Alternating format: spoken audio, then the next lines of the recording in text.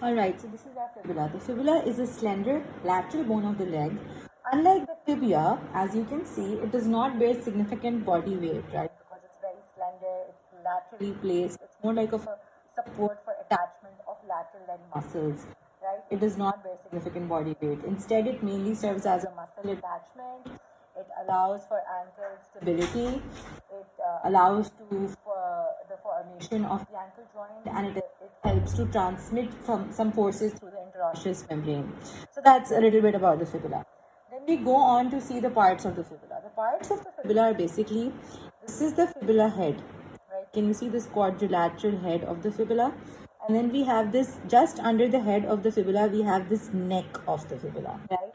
And then we have this long slender shaft, and then we have the end, which basically forms the lateral malleolus of our leg, basically. Okay, so let's talk about the head of the fibula. The head of the fibula has this round upper end, and this round upper end basically articulates with the lateral condyle of the tibia.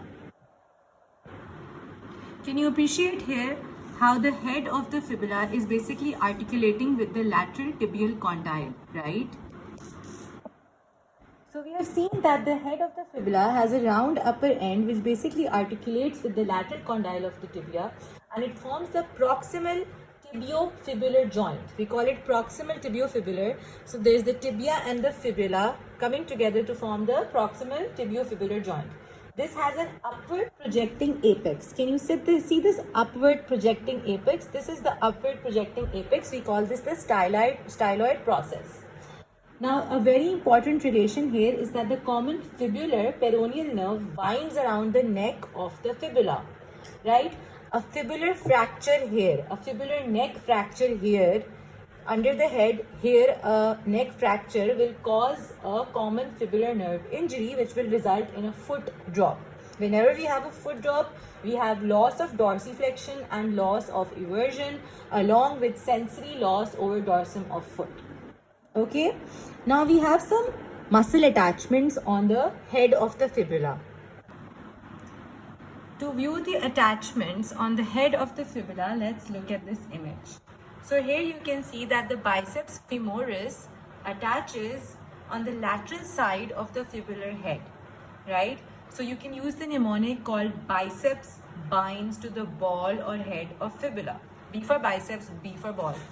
Also, on the lateral aspect of the fibular head, we have the fibular collateral ligament, right? So can you see this fibular collateral ligament here? This is attaching on the lateral aspect of the fibular head. Now, another thing to remember is that the soleus also takes its origin from the posterior aspect of the fibular head. We cannot appreciate that here. We will look at it at another image. But remember that the soleus also takes its origin from the posterior head of the fibular head. Okay? Under the head of the fibula, let's see the neck of the fibula. The neck of the fibula is a short, narrow region below the head. There is no major muscle attachment here. It's very important because the common fibular nerve wraps around it, and any fracture around this area will lead to the common peroneal nerve injury, resulting in a foot drop. Let's try and understand the shaft of the fibula. The fibula has three borders, and they're a little difficult to find, but let's follow this bone properly. We start with the anterior border, which begins just below the head of the fibula. It begins below the head of the fibula and descends almost vertically to the anterior aspect of the lateral malleolus. Can you appreciate that here? So basically, this anterior border begins just below the head of the fibula and follows the curve up until the anterior aspect of the anterior aspect of the lateral malleolus. So this is your lateral malleolus in the distal end, right? We haven't studied the lateral malleolus yet. So this anterior border is sharp and it's easily palpable throughout most of its length. When we talk about the medial border, can you see that the medial border is just 1 millimeters away from the anterior border here? So in the upper thirds of the shaft of the fibula, the anterior and medial border are somewhat the same. But when we go at the lower end of the bone, can you see that these two borders are now separating and creating this triangular area here? So here we have the anterior border here, and just 2 millimeters posterior to it, here we have the medial border, right? So this is the medial border and this is the anterior border, okay? But up in this shaft, the anterior and medial border are together, and since they're just 1 millimeter apart, you can't really discriminate between the two in the upper area of the shaft, okay? The only important attachment on the anterior border of the fibula are the intermuscular septum, the anterior intermuscular septum and the posterior intermuscular septum, which basically create and enclose the lateral compartment of the leg and separate it from the anterior compartment of the leg are enclosed in the septa here. So this anterior border basically just serves as the landmark or the attachment of these two intramuscular septum, the anterior and posterior intramuscular septum. That's it. Nothing else attaches to the anterior border, okay? We will now look at the medial border. I told you that the anterior border and medial border are the same in the upper 2/3 of the shaft, but when I extend downwards, come in the lower 1/4 of the shaft, I see this medial border and anterior border separating and creating this triangular space here, right? So you can appreciate here that the medial border is extremely sharp. We also call this the interosseous border. This is the medial border, okay? So we were starting up from here below the neck of the fibula and tracing down here, separating here the anterior medial border was separating, and then almost ending slightly above the fibular notch of the lateral malleolus. Can you appreciate this here? This is the fibular notch of the lateral malleolus. So this is your lateral malleolus, right? And here you have your medial border ending. Alright? Now, it is very sharp, especially in the middle third of the bone. It separates the medial surface and the posterior surface. Can you appreciate that posterior to this we have the posterior surface, and anterior to this we have the medial surface, right? So this is your medial surface here. All of this that I am right now tracing is your medial surface, and if I go posterior to the medial border here, I will appreciate the posterior surface, right? Now, basically the attachment is that its principal attachment is the interosseous membrane. The interosseous membrane attaches to this medial border, right? The strong fibrous membrane extends between the tibia and fibula, okay? Now, there are some functions of the interosseous membrane, such as it holds the tibia and fibula together, it maintains stability of the ankle mortise, the ankle joint basically, it provides a broad surface for muscular attachment, and it separates the anterior and posterior compartments. Obviously, the interosseous membrane is in the middle, right? So the anterior compartment is going to be anteriorly placed and the posterior going to be posteriorly placed, and it transmits part of the body weight from fibula to the tibia. That's your medial border, right? Now, can you appreciate that there's a very sharp demarcation in the middle of the shaft just behind the medial border, and we call this the medial crest. Now, the medial crest basically separates this medial surface. Can you see this? It separates this surface into, we can call this the medial surface or the posterior surface, right? So this is basically, this was your anterior surface, just lateral to the anterior border, and then posteriorly you have the lateral surface, and then here you will either call this the posterior surface or you will. Alright, so now let's look at the medial border or the interosseous border, which is actually the most important border of the fibula. We start from just below the neck of the fibula and basically trace the anterior border. I told you that the anterior border and medial border in the upper 3/4 of the fibular shaft are just 1 millimeter apart, so it's very difficult to discriminate between them. But in the lower 1/4 of the shaft, I told you they basically separate into these two lips that you can see and enclose this triangular space, right? So this, the medial one is your medial border. This runs downwards along the medial aspect of the shaft, right? With the anterior border it comes down, and then on the medial aspect of the shaft it runs down and ends slightly just above the fibular notch on the lateral malleolus. Can you see that this is the lateral malleolus? In the distal part of the fibula, we'll study the lateral malleolus. But let's appreciate this medial border ending here. It's very sharp, especially in the middle third of the bone. It's very sharp. An even sharper demarcation is present on the medial border, and this is called the medial crest. The medial crest separates this posterior surface into an anterior part and a posterior part, right? This entire surface is the posterior surface, right? So this medial crest will give you two sides of the posterior surface, right?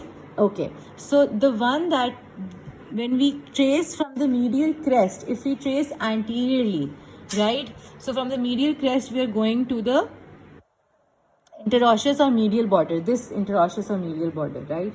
If we're running from this crest to the interosseous or medial border, the one we just traced right now, what will we find?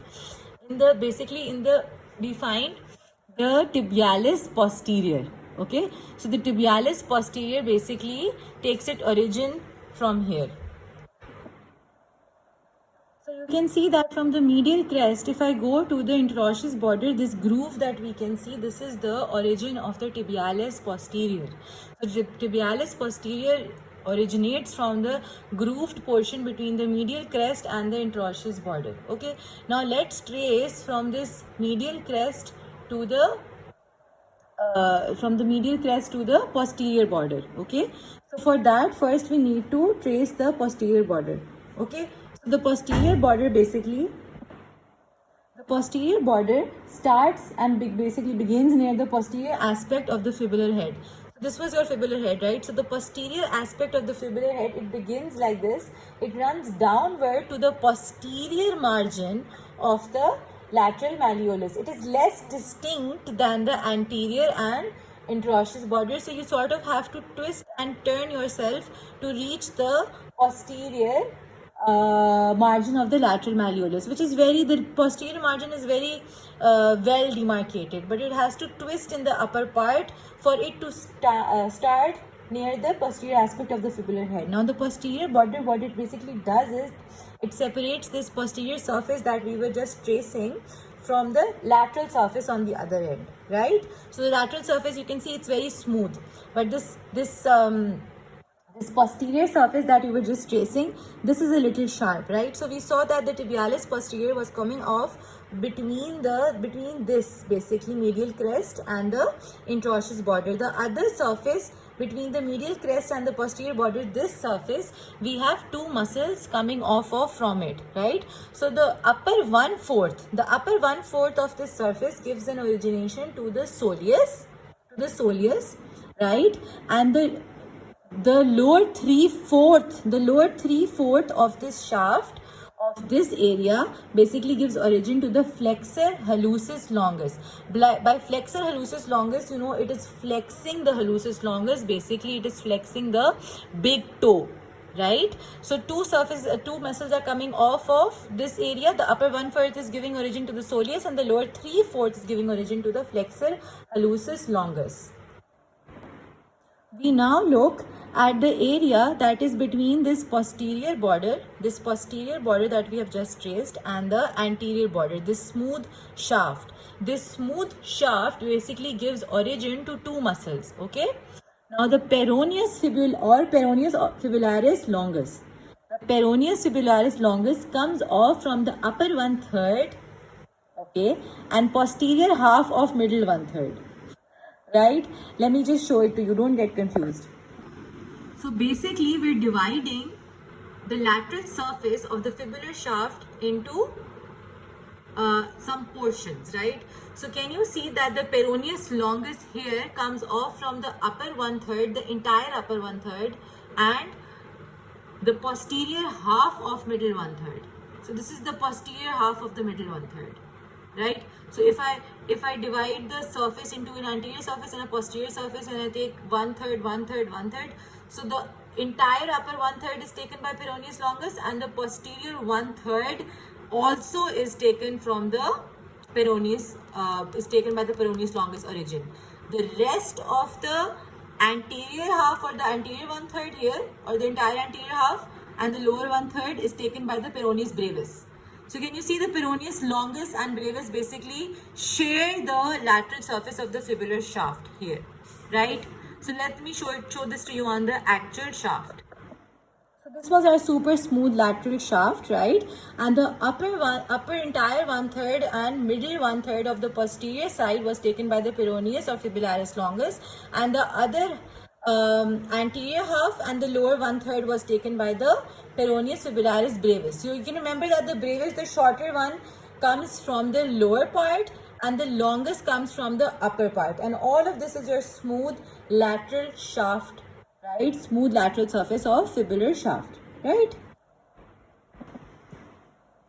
Now let's talk about the distal end of the fibula. The distal end of the fibula is basically conical or triangular in shape, as you can see here, right? This conical projection is called the lateral malleolus. This conical projection is called as the lateral malleolus, right? It's easily palpable in the ankle. You can all palpate your lateral malleolus in the ankle, right? And basically on the medial side of the lateral malleolus is a triangular facet. Let me show it to you, right? Can you see this? On the medial side we have a triangular facet. Can you appreciate this here? Can you see this? So here, this triangular facet on the medial surface articulates with the lateral surface of the body of talus, right? Let me show it to you. Can you see here? This lateral surface is articulating with the body of the talus, right? Now, coming back to our distal end, we also have a little fossa here, right? This fossa, this posteriorly, if you can see this dip, this fossa, this one. This fossa, posterior to the triangular facet, is a deep pit. This is a malleolar fossa, right? So the posterior talofibular ligament attaches here. Okay, there's a posterior talofibular ligament that attaches in this fossa. Let me show it to you on the image. Can you see here? This talofibular ligament, this attaches here. Okay, so this was our malleolar fossa. This little depression just behind this facet, this triangular facet. Okay.